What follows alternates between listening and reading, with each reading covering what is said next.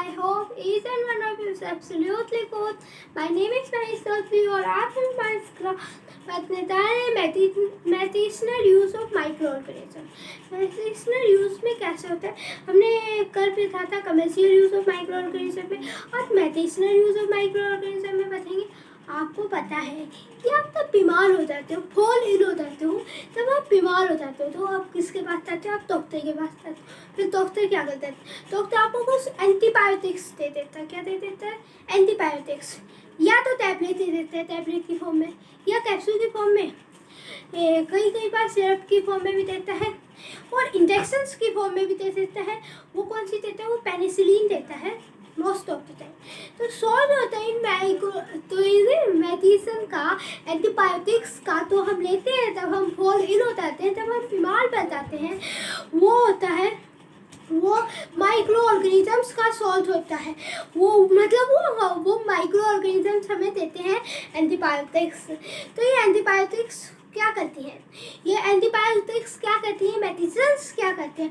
वो ये किल कर देती हैं, या तो मार ही देते हैं, सीधा काम ही ख़त्म कर दिया। तो डिजीज़ कॉज कर रहा था हमें, उसको मार ही दिया, काम ख़त्म।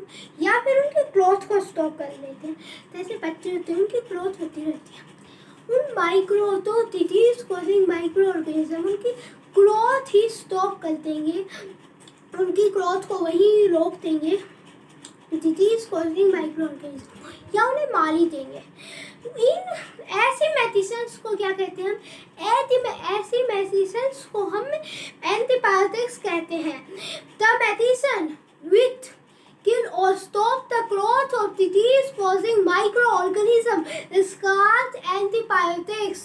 The medicine which kill or stop the growth of disease causing microorganism is called antibiotics. तो ये एंटीबायोटिक्स हैं, ये प्रोड्यूस होती हैं फंगस से और बैक्टीरिया से भी। फंगस और बैक्टीरिया से भी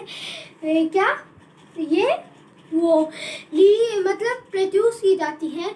इनमें जैसे एग्जाम्पल मान लो भी किसी बात के बारे में बताया तो ये बोलोगे कि एग्जाम्पल क्या है तो इनके, तो एंटीबायोटिक्स फंगस और बैक्टीरिया से प्रोड्यूस होते हैं। इनके एग्जाम्पल क्या है? इनके एग्जाम्पल हैं सेप्टोमाइसिन,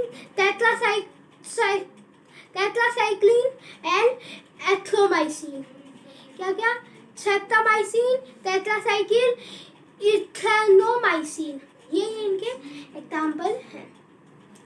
तो अभी मैं आपको तो कॉमनली एंटीबायोटिक्स ये हैं, सेप्टोमाइसिन, टेट्रासाइक्लिन एंड इरेथ्रोमाइसिन, और एक और भी होती है एमैक्सोलिन, वो भी एक एंटीबायोटिक्स है।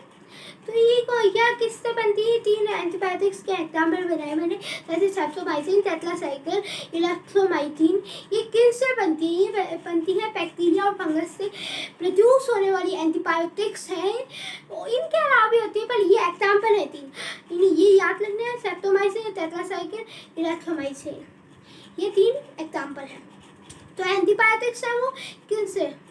स्पेसिफिक ऐसे भी कोई भी माइक्रो ऑर्गेनिज्म से बना ली, कोई भी micro organism, specific micro organisms को ग्रो करके बनाई जाती हैं। ये एंटीबायोटिक्स से डिजीज क्योर होता है। तो एंटीबायोटिक्स है ना, वो हमें नहीं दी जाती, ह्यूमंस को ही नहीं दी जाती, लाइफ स्टॉक को, पोल्ट्री में नहीं होते, एनिमल्स, हैंड्स वगैरह इन्हें भी दी जाती हैं। एनिमल्स को भी इंजेक्शन दिए जाते हैं एंटीबायोटिक्स की, जब ह्यूमंस को नहीं दिए जाते, एनिमल्स को भी दिए जाते हैं। और वो क्या करते हैं? प्लांट की डिजीज को भी क्योर करते हैं। क्या प्लांट की भी बहुत सारी डिजीज को एंटीबायोटिक क्योर करती हैं। तो अब मैं वैक्सीन के बारे में बताऊँगा। वैक्सीन क्या